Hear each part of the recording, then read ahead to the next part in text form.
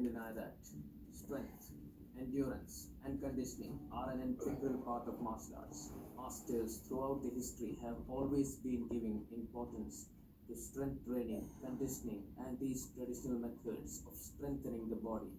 Disciplines like this still have a good reputation of bringing a sense of balance in the practitioner's life in terms of physical and mental well being. The old karate masters would use things that were easily available to them at that time in Okinawa, such as agricultural implements or daily life equipments or tools that they would use in their homes. Many of these we can still recognize and we know what's the purpose of them. And one among these is Chishi or Chi-Ishi. This is a power training tool that is used to strengthen the grip, the wrist, the forearms, the arms, the back, the shoulder, and if done properly, can also strengthen your core and lead to an improved set of karate techniques. These add to your power, stamina, endurance, strength, and whatnot. Today, we are lucky enough to have Sensei Salil Nadkarni, who is a world-renowned karate teacher, 7th dan black belt in Kubudo and 8th dan black belt in Ishinryu Karate. He will be sharing his knowledge about the importance of karate training, the strength training exercises, the history of Chishi and other related Hojondo exercises and tools.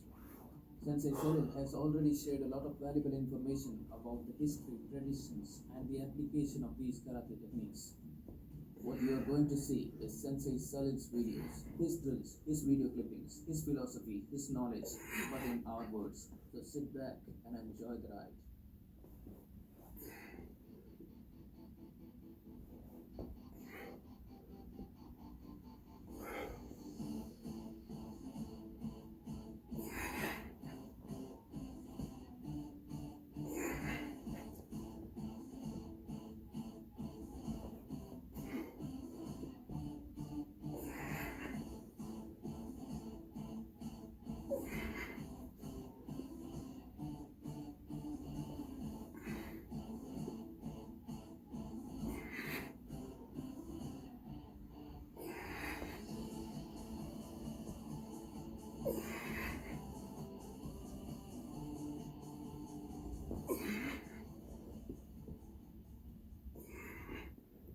Grip strength, the strength in our fingers, the wrist, the forearms, the arms, the chest, the shoulder muscles, even back muscles, the traps, the laterals.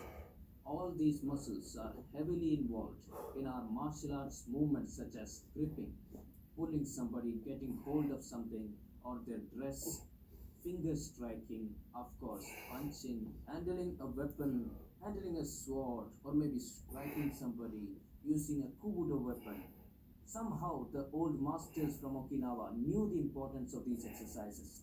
Now, since we are talking about karate, let's go to Okinawa, the birthplace of karate. Now, old Okinawa, we have to understand, is a place with very less resources. Even steel was a big deal. Now, this is a place where people have fishing and agriculture as their main occupation.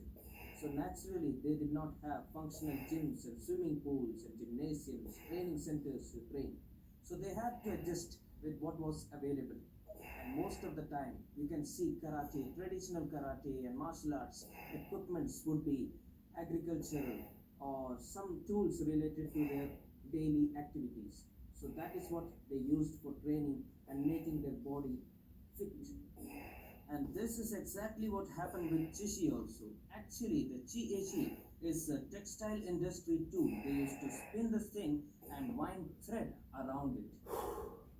We have to appreciate the person who first came up with this idea to use it as an exercise. This art of strengthening your body using tools is called as Hojondo, and it is divided into two, the lifting Hojondo and the impact Hojondo. But many people usually complain about the joint pains and all kinds of pains they have in their knees, in their elbows, in their back. Back is specially targeted in Hojondo exercises like usually when people lift weight that they can't actually bear, they usually face these lower back problems and things like this. All these problems can be avoided if you just listen to the advice of a great karate teacher. I'm talking about Kanryu Hyuan. This is a master from a time when karate was not actually called as karate. His students include many karate legends such as Chojin Miyagi. He has given some rules for Hojondo and how to approach these exercises.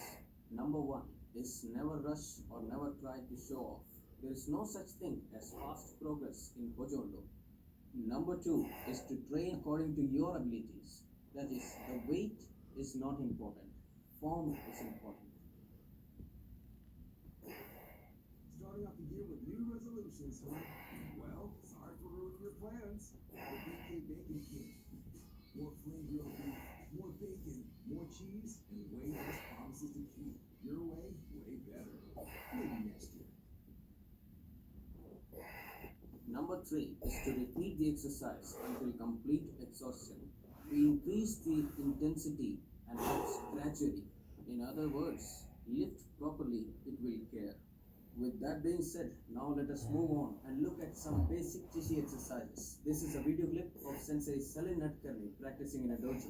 Here in the first exercise, you can see that the movement is quite simple. It is going from outside to the center and from inside again coming back to the center. But here the challenge is not swinging the heavy Chishi properly. It is to keep your body and posture stable while swinging it properly. The chi is usually made of stone or concrete, so we know that it is not easy to lift it and stay stable. But isn't that what martial art is supposed to teach us? To not lose our form and balance even in an unstable situation.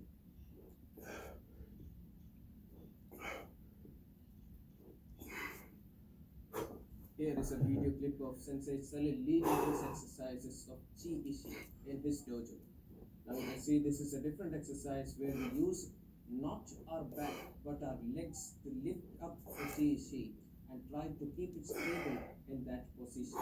Now the challenge is again to keep our posture straight. We are moving on to a new addition in the same exercise. The Chi Ishi is taken back while the back is kept straight, and using the core muscles you bring it forward and try to stay stable throughout the movement. Again, this is not an exercise focusing on how you swing the thing around. It is an exercise which helps you focus on your posture while you swing the thing around.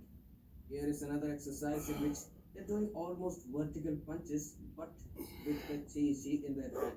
The challenge is again to the shoulders, the forearms. One thing you might have noticed, all these muscles, the backs, the traps, the lats, the shoulders, the forearms, the arms, the grip, the fingers, all these muscles are very important in your karate or any other martial art techniques such as punching, grabbing, grappling, pulling, pushing, poking, finger strike or any other thing like that. There is one more thing that Sensei told us while talking about Chi-Ishi. He said that the best way to practice this is to harmonize your body, mind and breath. Without any one of these three things, body, mind and breath, your techniques will have a lot of hindrance, they will not work. Here by mind we mean intention. Intention, the person should know for what he is doing this, what part of his body is getting strengthened and where, in which techniques will he use this. Here is a video clip of Sensei Atulya Natkarni. He is a 6th Dan black belt in Ishin-ryu Karate and a 5th Dan black belt in Kobudo. The exercise you see over here is a combination of the back and forth movement and the forward thrust. Notice how the form is maintained throughout this exercise. They are taking this back from all three sides, that is the center and the right side and the left side. So focusing a lot and improving all your core strength and also strengthening your back muscles. And finally we have Sensei Salil demonstrating the Chi-Ishi exercises for us. This is the first exercise in which we go back and forth and also thrust in the forward direction, that is going back and coming forward. You notice the breathing, how much importance is given to the breathing, the posture. This is a perfect sumo stance, kibadachi or shikodachi according to your style. But the back is kept straight, the core is aligned. While going back, we are strengthening the back muscles. While coming forward, we are strengthening the core muscles. And while thrusting, notice what is happening with the grip. The chi is almost like squeezed. This this will increase the grip strength also. Next, we see an exercise which will strengthen the biceps, the forearms, and even the back, and also improve our posture. One thing you might have noticed about these exercises is that they resemble a lot to the martial art weapon movements, in which they do kind of an inside block and thrust with the bow or the lathi or anything like that. I personally believe that these exercises will strengthen the weapon fighting skills a lot. Strength training is important, but not at the cost of your injured joints. That is why you see many exercises demonstrated over here done with utmost care and done properly. Lift properly, it will. That is what Sensei told us. If you like this video, hit the like button.